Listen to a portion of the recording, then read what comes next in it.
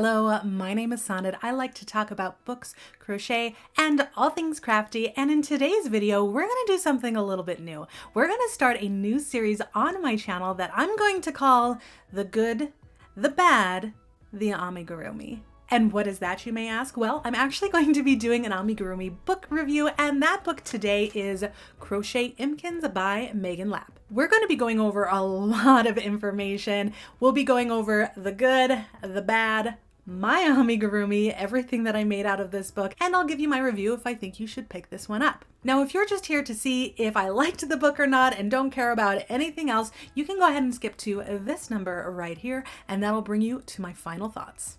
But let's go ahead and get right into it because, wow, I have a lot of things that I want to talk about today, and I have a lot of opinions on this book. Crochet Impkins is published by Stackpole Books and came out on August 29th, 2023, and all of the patterns are from Megan Lapp, also known as Crafty Intentions on social media. The book contains 186 pages of Impkin goodness, and my goodness, look at how adorable all of these little Impkins are. The book can be purchased a variety of places, but I will be sure to link the Amazon listing down in the description below. Currently, the paperback version on Amazon is $26 US, and there is also a Kindle version at the time of recording this video that is $20. And this book does use US terminology. Let's go ahead and quickly learn a little bit more about the designer, Megan Lapp, or Crafty Intentions. I'm getting a lot of this information off of the Crafty Intentions website, so that is also linked down below if you're interested. So Crafty Intentions, or Megan Lapp, is a designer out of Pennsylvania, and based off of what I see a lot on her Etsy page, she really loves fantasy and mythological creatures, and these patterns are insane. And it's not just amigurumi. She makes these adorable, like, feather kind of shawls, wearable horns and antennas that look perfect for any Renaissance fair. And she has this eyeball pony star crochet pattern, which I want it in my life. I think it is so cool. Oh my gosh. So Crafty Intentions does sell patterns on Ravelry, Etsy, and also her website. The one thing that has really always kind of drawn me to Crafty Intentions patterns is just the amount of detail, the shape of her patterns, just how unique and weird they all are.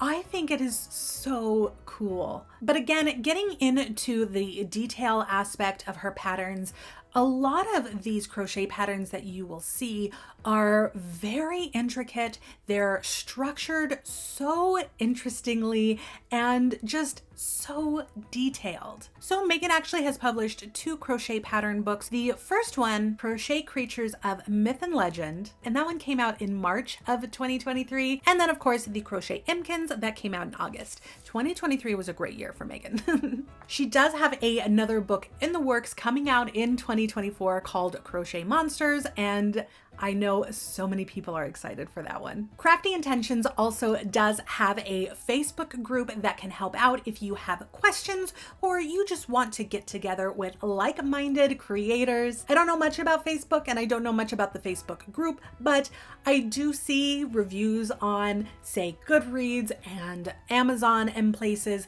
that say I had questions about patterns in this book, but I asked them on the Facebook group and Megan was super nice, or the moderators were super helpful, and I was able to get my questions answered. So that is a really nice resource to have if you really need a community to ask questions to and to just talk about your love of amigurumi with. Crafty Intentions also does have a YouTube channel where they have a lot of videos discussing different techniques and, more importantly, reasons why they do those techniques, which is going to be important, especially later on in this video. At the time of recording, Crochet Impkins currently has a 4.8 star review out of 313 ratings on Amazon, a 4.75 review on Goodreads, and a 4.8 rating on Etsy with over 15,000 reviews. That is insane. It is no secret. People love Megan's patterns. But let's go ahead and actually get into some of the book specifics before we dive into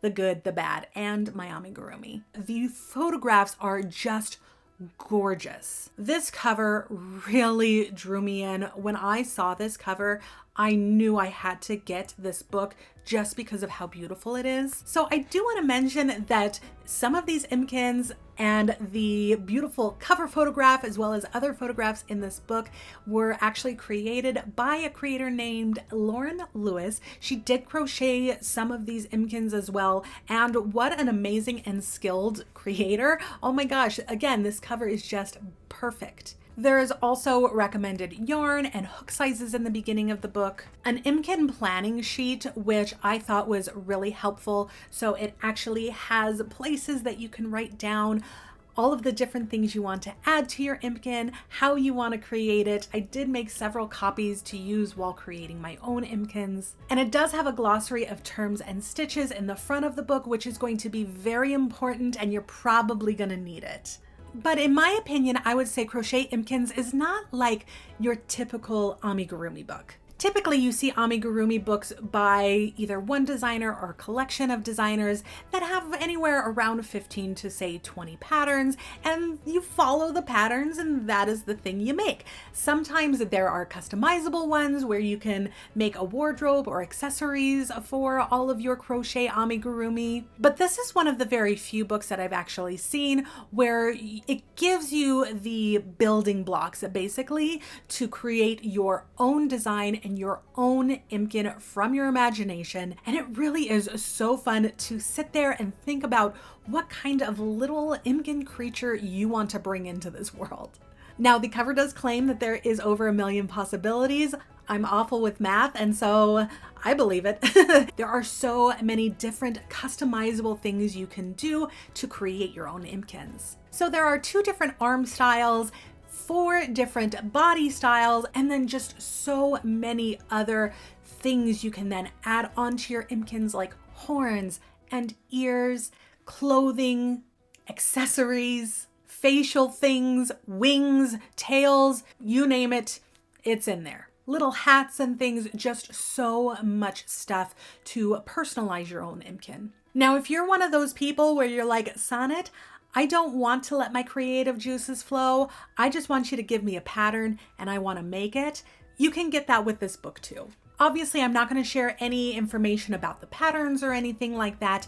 Some of the beautiful photographs that you will find throughout the book actually give you the different types of items that were used to create the Impkin. So this one, for example, gives you the standing body style 1, arm style 1, antenna style 2, pocket belly, and the long droopy ears. So if you look at this picture and you're like, yes, that is the one that I want to make, you then have all of the pieces listed that you need to create your own. So let's go ahead and jump into the good. We're gonna start off on a positive note. What do I love about Crochet Impkins, the book? So what really drew me into this book was the idea of making my own little Impkin. I love coming up with my own designs and creating my own little characters and their own little backstories. I love it. And so the idea that I could get all of these different pieces, combine them together however I like, and make my own character, love it. The photographs of this book, just beautiful, give you so much inspiration. Just flipping through this book, I was just like, oh, I want to do that and I want to do that. That's a great idea. Can't wait to start that.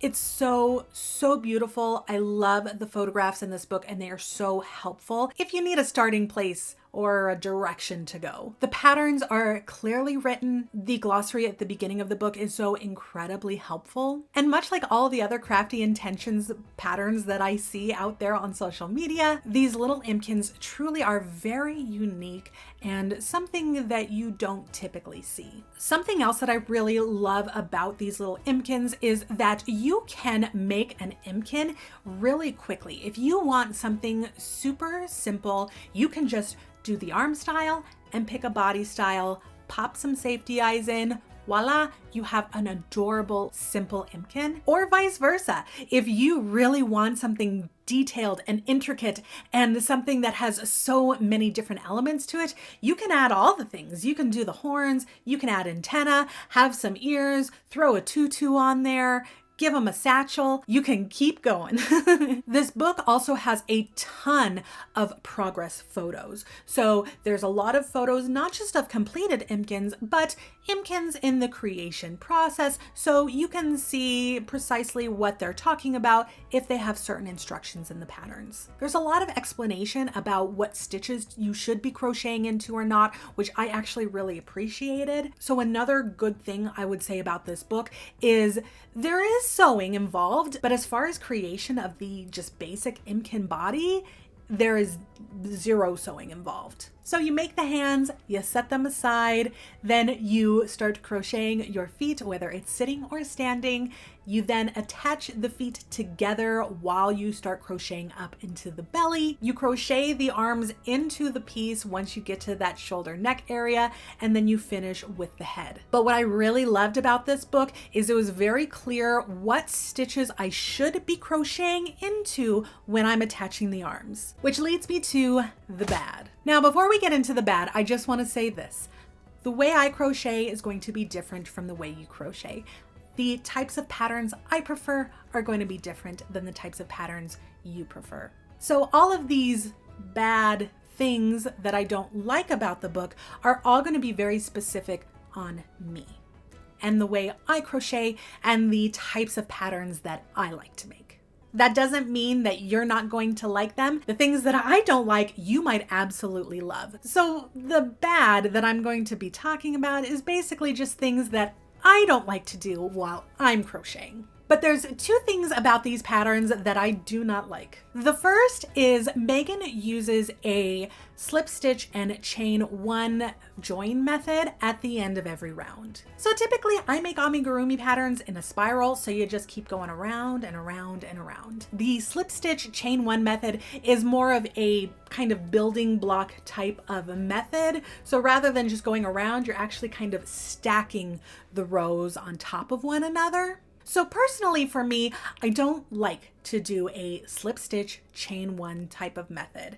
And for a long time, I really quite didn't understand why it had to be that way. So I went and I checked out Crafty Intentions video, and she does explain that the reason she does this is because she says that is kind of how her brain works, and that she's almost 3D printing the pattern in her mind and in yarn. And that is the way that she can ensure that the project you are making has the intended shape that she designed. She does state in this video that you are welcome to crochet in the round if you'd like to. However, she does advise against it because that's not how she wrote the pattern. Again, I don't like to do it this way. I do use stitch markers to help me keep my place, but it doesn't always help. A lot of the times I have a child running around, I'm crocheting on a Twitch stream, or I have a husband asking me questions, and even with stitch markers, my brain just can't keep track sometimes. Also, another reason I prefer not to use this method is because so many of my patterns don't use this method. So when I kind of go back and forth between the slip stitch chain one method and the working in a spiral, my mind sometimes has to do these mental gymnastics to kind of remember and retrain my hands and my brain to do the muscle memory of whichever technique I'm doing. So I guess you could say I like more simple patterns to where I can look at the instructions and know that there is a certain way to construct this row, and then I just go on autopilot and I work that row up. I can't do that with this book. It seems like, to me, a lot of the times I would be reading each different row in, say, the body, and every single stitch that you would do would be so different from the next one. You really have to focus on these patterns. There are so many decreases and special stitches and different techniques that she uses in these patterns to get the shape that she wants, that as someone who can get easily distracted because there's so much going on around me, it was really hard for me to focus on the pattern. And I don't have a lot of time in my life to where I can just sit quietly in my craft room and just really focus on crochet. That doesn't happen for this mama. And another bad thing personally for me, in my opinion, about this book is the standing belly piece. We're going to get into that standing belly piece in a moment when I show you my Impkins that I made, but I do not like the belly piece. I do not like it at all. I do not like how it looks. But now that we've gone over the good and the bad, let's go ahead and get into the adorable, or the Crochet Impkins that I made and my experience with making them. So I made 5 Impkins, and I currently have 2 that are works in progress, but unfortunately these ones will probably get frogged. I probably won't finish these ones, and we'll kind of discuss that a little bit later, but I did make 5 completed works. This is the first guy that I decided to make. His name is Gus, and he is a cranky crank. I kind of designed him just by asking Google and the internet to, you know, do I add horns, yes or no, and pick a number. Which number horn set should I use? And so that is how he was created. I don't particularly care much for Gus. One, just not a big fan of the, choices that the internet made for him. So I did follow the instructions in the beginning of the book, and I did use a 4mm crochet hook, and then I used some worsted weight cotton yarn to make him. And I do not like to use 4mm hooks. Apparently I like to torture myself because I actually use a 3mm crochet hook with my worsted weight cotton. So by using the 4mm, I feel like you can definitely see in between his stitches, and I don't like the look of that. I have very tight tension. I am a very tight crocheter, and so it's not, I don't think, a tension issue. I just personally, with the cotton that I like to use and with my crochet style, I like a 3mm. So I don't like that you can see his stuffing. You can really see it in his feet as well. Now, he initially was not going to have this little belly piece here, but I had to because of the crocheted belly piece that you add to the standing characters. As I mentioned before, I don't like it. Here's a picture of what that crocheted piece looks like. And I don't like the look of it. I don't like it at all. I kept telling myself when I would look at him, it's a belly button. It's a belly button. It's a belly button.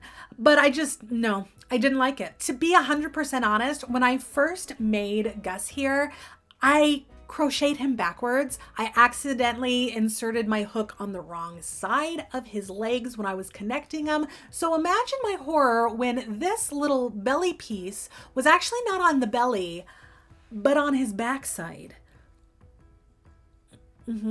Yeah. I was looking at it and I was like, oh, it's fine.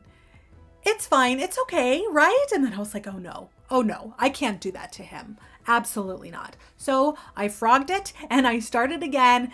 I had the belly piece in the front and I still didn't like it. Hence why he has his little belly panel here. So I didn't like that belly piece so much that I started experimenting with the pattern to create the standing body without it. So that's why I have these two. It was just kind of playing around with some increases to see if I can give him that little pot belly look, but without the belly piece. So that is why I made this little gal here. This is Tulip, and she is a flower impkin. And her main job is to just go around and spread all of the seeds in all of the forests and things. You know, all the wildflowers? It's because of Tulip here. Tulip does such an amazing job giving all of those bees and all of the other insects and animals and things the wonderful flowers that they need to thrive. But yeah, so I did make Tulip. Both a Tulip and Gus here are made using the standing body style number 2. He has the number 2 arms, and then the rest of the Impkins actually have arm style number 1. So I did make an Impkin in every single body style because I wanted to test them all out before I gave you guys this review. Next up, I did make this little gal here. I want to call her Dot, but I probably shouldn't. So this is Dottie. This is Dottie. Dottie would love to be a ballerina. It's all she cares about. She just wants to dance across the forest floor and, ballet. I gave her this little troll gem belly button. Why? I don't know. I thought it would be cute. And it is cute. She has her little ribbon on the back there. But yeah, so she is standing body style number 1 and just using an acrylic worsted weight because I really wanted to be able to see my stitches while I crocheted up to see if I liked, you know, crocheting these patterns. She was also crocheted in the round. She was not a slip stitch chain 1 type of creation. The only one that did use the slip stitch chain 1 method was Gus here. Next up we have the sitting body style number 1 with the arm style number 1. This is Samantha, the strawberry Impkin. I made her using like I think it was like a loops and threads, like speckled yarn. And while I was crocheting her up, she just reminded me so much of like a little strawberry that I decided to give her the strawberry top. And then I did use the kawaii eyes that I have. But yeah, I think this is my favorite one. And I'll probably put her on my little shelf back there. I think she did turn out super cute. The sitting body style number 1 was fine. I didn't have really too many issues with it. Again, it just takes a lot of focus to make these patterns, and I worked her in the round, so that worked out perfect for me. And then the last little guy I made, he doesn't have a name, but he reminds me a lot of Sackboy, which makes me happy. I think he's super cute. I wanted to add all of the things on top of him. I just didn't have time to make other little accessories or horns or a tail or anything like that. So he's just a plain Impkin in some brown acrylic yarn. I did paint his eyes myself. They are kind of like a shimmery, this way, they are kind of like a shimmery silver, which I thought looked really cute on the brown. I did paint these eyes as well. That was actually painted with some glitter. And yeah, he is sitting body style number 2 with arm style number 1. I definitely do like this sitting body style more than this one, but those are the Impkins that I made, which leads me to my final thoughts. Do I think Crochet Impkins is a good amigurumi book, and do I recommend it for crocheters and amigurumi makers? And the answer is yes, I do. But if you haven't already, before you run off and grab your copy, let me go ahead and give you a little bit more specifics on who I recommend this book for. I recommend Crochet Impkins for intermediate to advanced crocheters and amigurumi makers who really want to get those creative juices flowing and make something that you can say, that's mine. That is what I came up with. That is my idea. If you want to make super adorable fantasy type of little yarny characters and you really want a detailed and a structured pattern that's going to keep you on your toes, this is the one for you. With that being said, I do not recommend this book for absolute beginners or for someone that is looking more for beginner-friendly amigurumi patterns. There are definitely a lot more intermediate and advanced techniques that are used in this book. You will be flipping back to the front of that book for the glossary many times. And it's hard enough to be learning how to crochet, especially amigurumi, and learning just the basic stitches. So adding on top of it all of these more detailed and complex kind of instructions, I just can't help but feel like beginning crocheters and amigurumi makers might get really frustrated with this one. But if you're an advanced beginner and you really want to challenge yourself and really want to try something new, then this book might be for you as well. I really do appreciate Megan's creativity and her uniqueness in just a sea of amigurumi patterns. And this is unlike any other book that I currently have in my collection, which I really do appreciate. But what about me personally? Am I going to continue to add to my Impkin army and just make so many of these darling little creatures? Well, it's complicated. I had so much fun coming up with ideas, coming up with these backstories, and just making these darling little Impkins. I really did love the design aspect of this book, where I just mixed and matched and created my own adorable little yarny cutie. But I do prefer to crochet patterns that are in a spiral and not the slip stitch and chain one join. So because of that and my personal crochet style and what I like to make, I don't think I'm going to be making too many more Impkins in the future. I am happy to have it in my collection, and I probably will revisit it at some point, but personally for me, this one is not a staple in my amigurumi making. But that's all I have to say about that. Thank you so much for joining me and for sticking around for this review. I'm curious if you have the Crochet Impkins book. What do you think? How many adorable Impkins have you created? If you have not done so yet, please go check out Crafty Intentions on all of the social media. The patterns are just absolutely gorgeous. And there is a reason why over 15,000 people on Etsy love Megan's patterns. But I love you so much. Thank you so much for being here. You are wonderful, and I will see you all a little later. Bye.